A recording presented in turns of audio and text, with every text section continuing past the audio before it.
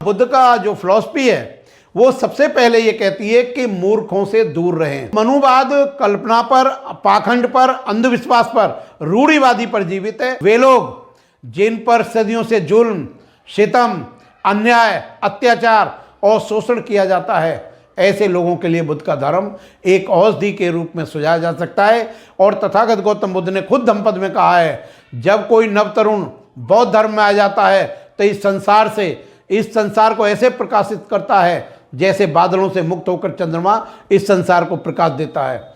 बुद्ध ने खुद कहा है कि जो मनुष्य पशु या पुत्र में अपना मोह रखता है वो कभी धर्म के मर्म को वैसे ही नहीं समझ पाता जैसे सब्जी में पड़ा हुआ करछू कभी सब्जी के स्वाद को नहीं चख सकता। कि दुनिया में कोई ईश्वर नहीं है।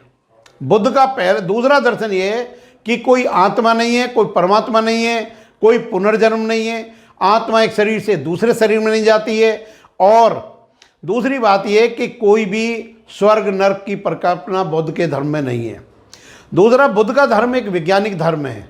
तीसरी सबसे महत्वपूर्ण बात यह है कि बुद्ध ने मानव पर जोर दिया है, नैतिकता पे, मॉरलिटी पे अपना केंद्र रखा है। उसका ईश्वर के यहाँ पर कोई एक फूटी कौड़ी का भी उसका मूल्य बुद्ध की दृष्टि में नहीं है। बौद्ध धर्म से या बौद्ध धर्म की फिलॉसफी से मनुवाद क्यों घबराता है, या बौद्ध धर्म से ब्राह्मणवाद को क्या खतरा है, ये जो सवाल है ये इसका अर्थ ये है कि जब हम बुद्ध का प्रचार भारत में करते हैं या जब बौद्ध धर्म का प्रचार शेड्यूल कास्ट, अनुसूचित जाति, SC, ST, OBC या मूल निवासियों में होता है तो वे ब्राह्मणवाद के जाल से मुक्त होने लगते हैं। ब्राह्मण की फिलॉसफी ये है कि हर आदमी को हिंदू बनाया जाए, लेकिन ब्राह्मण किसी भी व्यक्ति को ब्राह्मण नहीं बनाना चाहते हैं। इसलिए सबसे ज़्यादा महत्वपूर्ण, सबसे ज़्यादा काम की बात यह है कि जब बौद्ध धर्म फैलता है तो मनुवाद घबराता है, क्योंकि बुद्ध का पहला दर्शन ही ये है कि दुनिया में कोई ईश्वर नहीं है। बुद्ध का दूसरा दर्शन ये है कि कोई आत्मा नहीं है, कोई परमात्मा नहीं है, कोई पुनर्जन्म नहीं है। आत्मा एक शरीर से दूसरे शरीर में नहीं जाती है। और दूसरी बात यह कि कोई भी स्वर्ग नरक की परिकल्पना बुद्ध के धर्म में नहीं है। दूसरा, बुद्ध का धर्म एक वैज्ञानिक धर्म है। तीसरी सबसे महत्वपूर्ण बात यह है कि बुद्ध ने मानव पर जोर दिया है, नैतिकता पे, मॉरलिटी पे अपना केंद्र रखा है। उसका ईश्वर के यहाँ पर कोई एक फूटी कौड़ी का भी उसका मूल्य बुद्ध की दृष्टि में नहीं है। बुद्ध ने ईश्वर को, आत्मा को, परमात्मा को, पुनर्जन्म को, स्वर्ग नरक को मूर्खता के सवाल बताए हैं। केवल ये मूर्ख लोगों की कल्पना बताई है। और बुद्ध का जो फिलॉसफी है वो सबसे पहले ये कहती है कि मूर्खों से दूर रहें। अगर अपने समान कोई विद्वान व्यक्ति ना मिले तो मूर्खों की संगति ना करें, क्योंकि मूर्खों की संगति से अकेला रहना बेहतर है।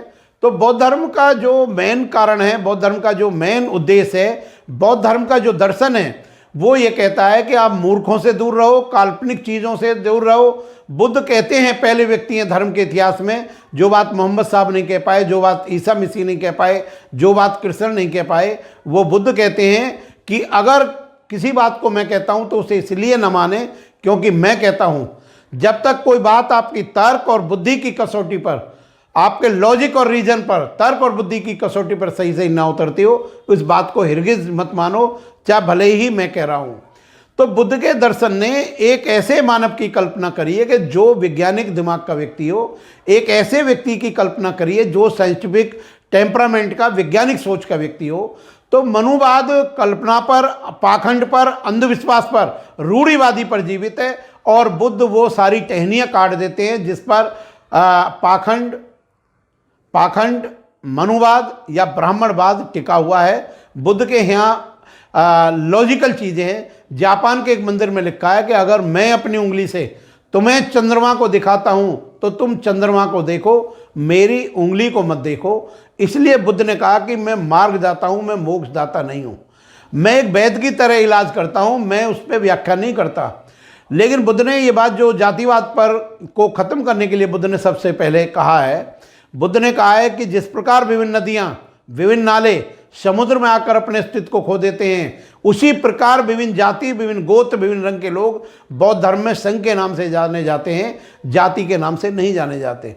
बुद्ध के धर्म में सबसे ज़्यादा महत्वपूर्ण बात यह है कि बुद्ध ने विज्ञान को अपने धर्म का आधार माना है और उन्होंने अंधविश्वास को नहीं माना है।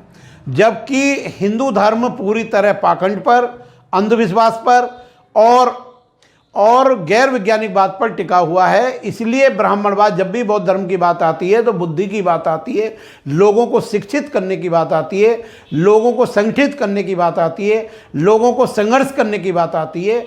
जबकि ब्राह्मणवाद में लोगों को मूर्ख बनाए रखने की एक बहुत बड़ी साजिश है। इसलिए जब जब बौद्ध धर्म फैलता है तो मनुवाद सिकुड़ने लगता है, उसको वो पोलियो मार जाता है, वो पैरालाइज हो जाता है, ब्राह्मणवाद खत्म होने लगता है और लोग ईश्वर का नाम मुंह में आने पर भी कुल्ला कर लेते हैं, तुरंत कॉलगेट करते हैं। तो विज्ञानवाद जब फैलेगा, जब बुद्धवाद फैलेगा तो ब्राह्मणवाद सिकुड़ेगा, न केवल सिकुड़ेगा बल्कि खत्म हो जाएगा। और मैं एक बात बता दूं कि अगर एक बार भूकंप आ जाए तो दोबारा आने की बड़ी प्रबल संभावना होती है। बौद्ध धर्म भारत में बड़ी तेजी से, बड़ी मजबूती से फैल रहा है। जिस प्रकार हिमालय से गिरने वाली धारा को दुनिया की कोई भी ताकत समुद्र में मिलने से नहीं रोक सकती, उसी प्रकार दुनिया की कोई भी ताकत इस देश के मूल निवासियों को, शुल्कास्टों को, अनुसूचित जाति के लोगों को बौद्ध धर्म में आने से नहीं रोक सकती है। बुद्ध एक ऐसे व्यक्ति थे जिन्होंने सभी यज्ञों की अग्नि को बुझा दिया था। सब यज्ञों में जो अंधविश्वास होता था उसको बुद्ध ने खत्म कर दिया और सारे जातिवाद को खत्म कर दिया, वर्ण व्यवस्था को खत्म कर दिया, वेदों को ठुकरा दिया, उपनिषदों को मूर्खता के ग्रंथ बताए। धम्मकीर्ति नाम के विद्वान ने खुद ये कहा कि गंगा में स्नान करना, वेदों को पढ़ना, मनुष्य को ऊंचा नीचा समझना और गंगा में स्नान करके अपने आप को पवित्र करना, ये वो चीज़ें हैं जिनमें मनुष्य के मूर्खता की निशानी है। इसलिए जब बौद्ध धर्म फैलेगा, बौद्ध धर्म का सूर्य उगेगा और अंधकार मिटेगा। दुनिया में कोई भी इतना बड़ा पहाड़ नहीं है जो सूर्य के प्रकाश को रोक सके या ढक सके। मैं आपके चैनल के माध्यम से बताना चाहता हूं, दुनिया में कोई भी ऐसी ताकत नहीं है जो बौद्ध धर्म को भारत में फैलने से रोक सके।